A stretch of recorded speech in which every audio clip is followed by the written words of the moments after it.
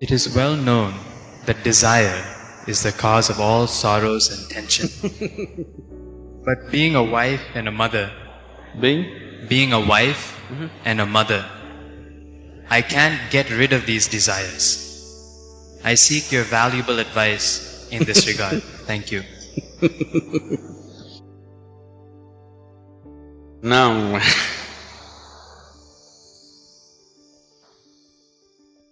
it's not because you're a wife, an intern, a mother, that your desires have come.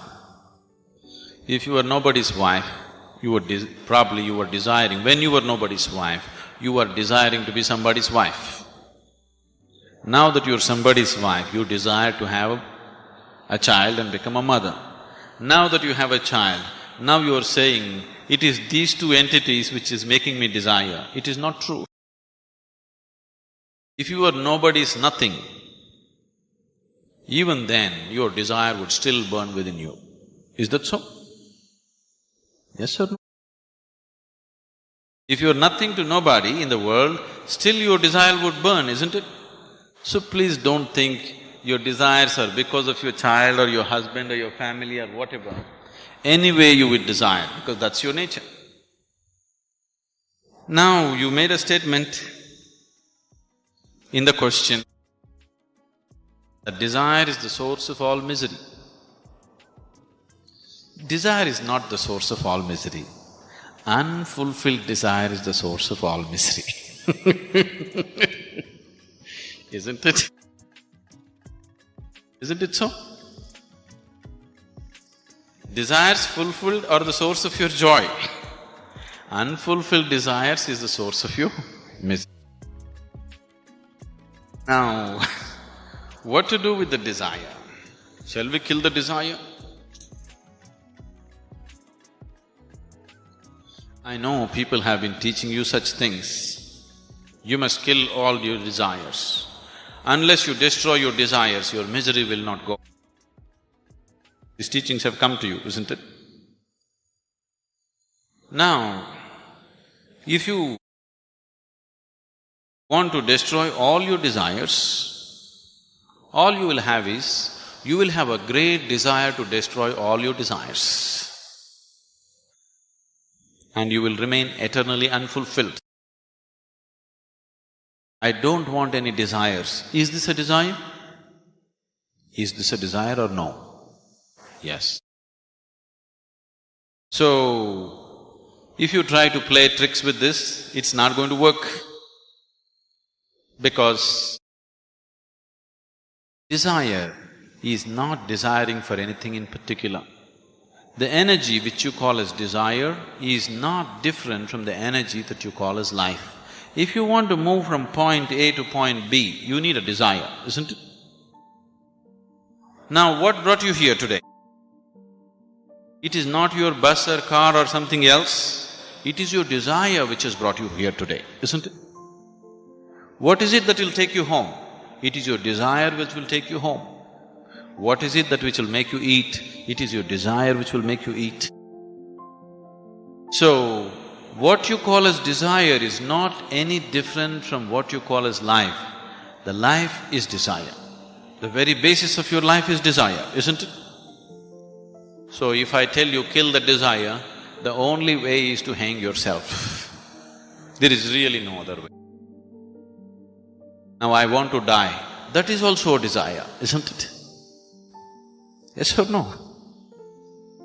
So do not deceive yourself with these things. Desire is the very essence of your life. But at the same time, you also know that desire is an unending thing. If you fulfill one, the next one will be ready. If you fulfill that, the next one will be ready. It keeps you on all the time. And obviously, some desires will be unfulfilled, and those unfulfilled desires cause much misery to you. If you look at the desire, actually when we started, this is what we were looking at. We just did not use the word desire. There is something within you longing to be little more than what you are right now, isn't it? That is desire. So your desire's ultimate goal is unboundedness. the infinite nature, but because you're unaware, you are giving it an unconscious expression for the longing that is wanting to become unbounded. So you don't have to destroy your desire because you cannot. Can anybody destroy their desire? Is it possible? There is no way, because that's life. It is just that you have to make your desire into your conscious process. Right now it is functioning unconsciously, because right now your desires are not even about you. Please look at this. Right now you're living in Trivandrum or Thiruvananthapuram. Your neighbor has a big car. What is your desire? You want to have 2 cars like that. Now you don't know all these cars, you are living in a remote place and your neighbor has 1 big buffalo. What is your desire? You want to have 2 buffaloes like that.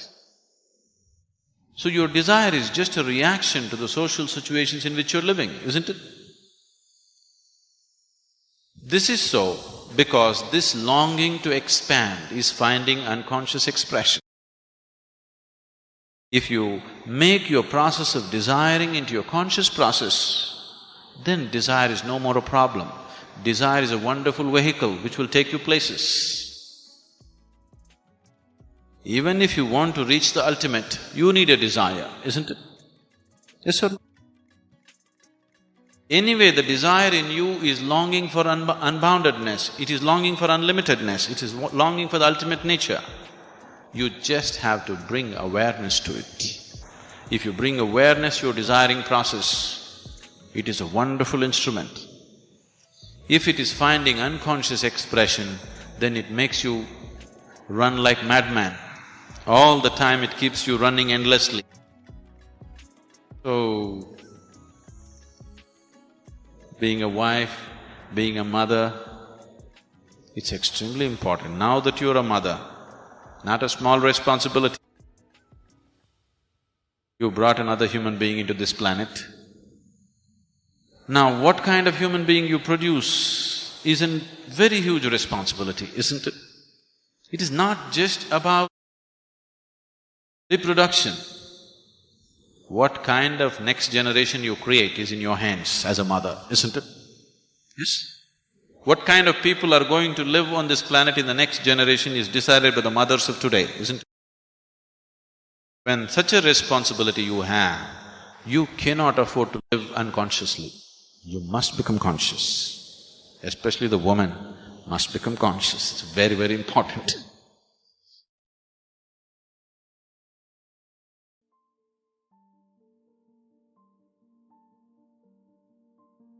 In other cultures, all of them are dismissed as angels.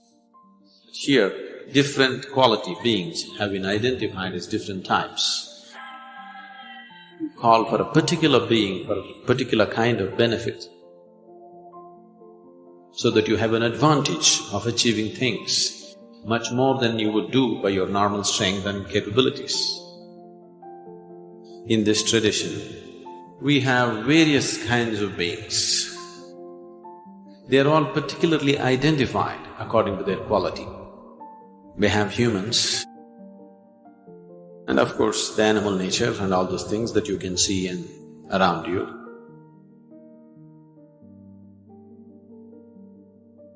Those beings that you cannot see, there are some which we call as Bhuta Preta category. There are other beings that we call as Yakshas. There are other kinds of beings that we call as Gandharvas. And there are Devas. So based on this, there are tree gods, there are monkey gods, there are elephant gods, there is fruit god, there is vegetable god, there is flower god. For everything there is a god.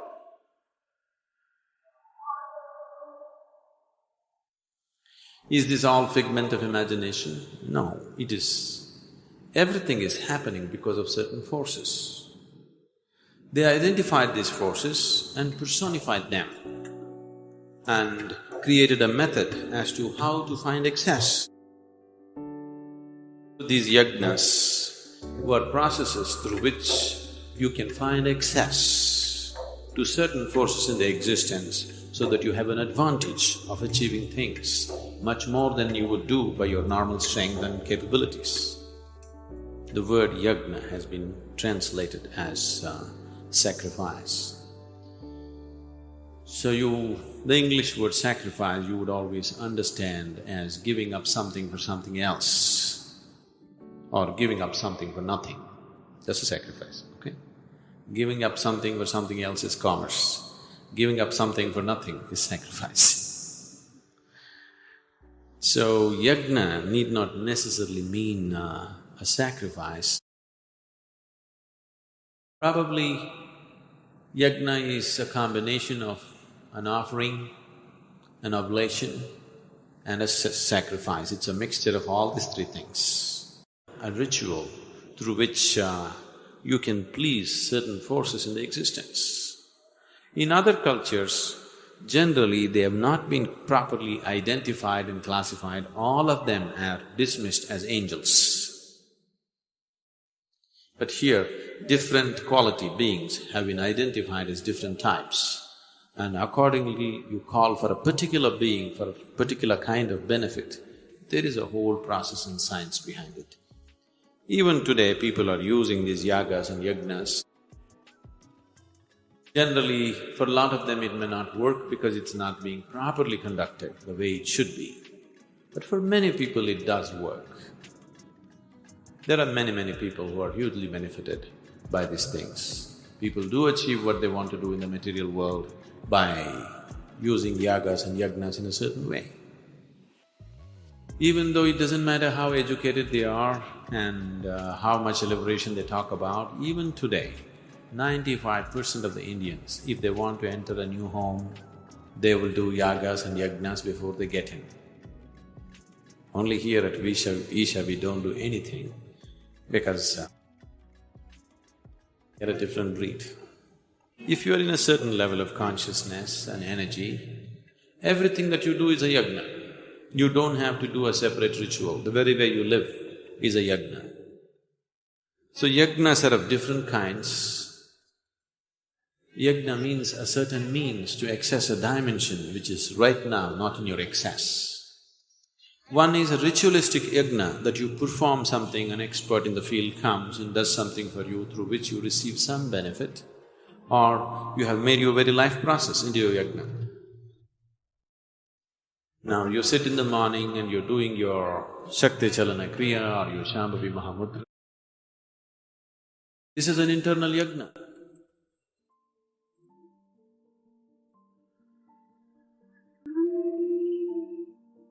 Without that sense of offering, you will never know the essence of that practice. If you make this a process, it's a very powerful yajna through which things happen in the world, not just for yourself, things will happen around you beautifully. We have been saying constantly, if 1% of the world can become meditative, the remaining 99% will just pass very easily. Because if 1% of the world really begins to function, every moment of their life, their very life process is a yajna, if they become like this, the 99% will reap the benefit without doing anything about it. One person plants a mango tree, 100 people can eat it. One person cannot eat what comes out of one tree. It takes 100 people to eat it. So similarly, if you have made your life process itself into a yajna, if you have made your life process itself into an offering, then thousands of people can eat out of it. You would see simple women, just they made their life into total sacrifice for people who live around them in their family. They just cook, they serve, they never thought about themselves. What about me never came to them. You see, they are sage-like by themselves. My mother was a living example like this. She was educated enough, but her whole life was just serving her husband and children, that's all.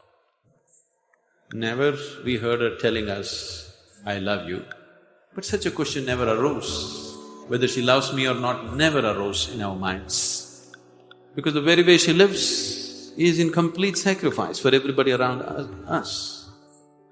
And nobody ever uttered anything about it, but in many ways, she was a goddess by herself. Everybody treated her as such. If she has to eat her morning breakfast, everybody in the family would have eaten. Then she will take a part of her breakfast and go to the backyard. She will look for anthills, nest of ants, and she will feed all the ants first, and then only she will eat. In today's mind, people may think, eating ants, what nonsense. Spray insecticide, isn't it? If it came into the house, if it bit her children, she also did that. But somewhere in her mind, she felt the ants have as much right to live on this planet as she had. And just that little offering, everything is a sacrifice, everything is a